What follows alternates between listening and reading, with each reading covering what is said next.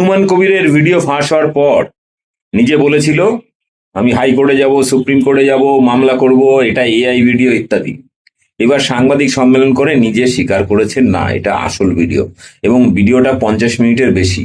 এটা অল্প 19 মিনিট কেন দেখানো হয়েছে, আরো বেশি দেখানো উচিত। তিনি নাকি সামনে আনবেন পুরো ভিডিও।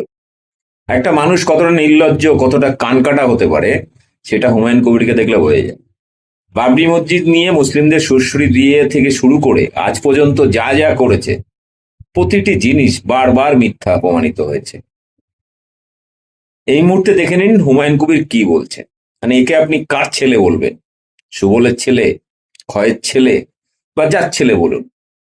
মুসলিমদের ইমোশন নিয়ে, বিশ্বাস নিয়ে, আস্থা নিয়ে, আবেগ নিয়ে যে নোংরা রাজনীতি করতে পারে, বিজেপির সঙ্গে ডিল করতে পারে, এবং সব থেকে মজার ব্যাপার, গতকাল এই ভিডিও ফাঁসের পর থেকে শুভেন্দু অধিকারী, সুকান্ত মজুমদার, অমিত শাহ, নরেন্দ্র মোদী সবাই কিন্তু এই হনুমান কবিরকে বাঁচানোর জন্য এই ভিডিওটাকে এআই ভিডিও বলেছেন।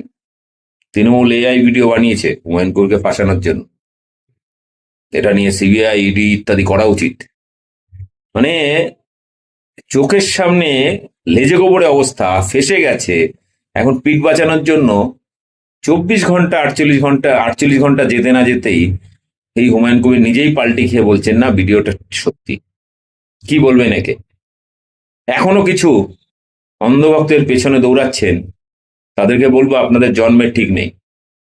যে সমস্ত এখনো হুমায়ুন কবিরকে বিশ্বাস করছেন, তার পেছনে লেজ নাড়ছেন, হয় আপনি ওই টাকার ভাগ পেয়েছেন, না হলে আপনার জন্মের ঠিক নেই।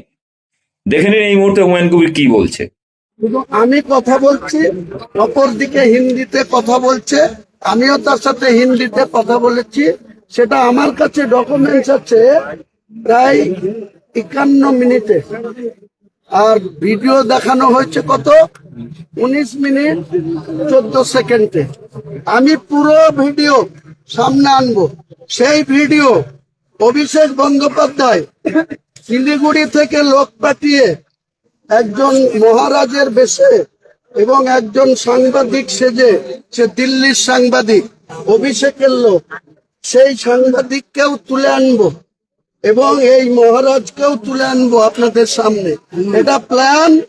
হুমায়ুন কবিরকে মুসলমান নেতা হতে দেবে না, মুসলমানদের নেতা হতে দেবে না ভারত। এই ছবিটা দেখুন।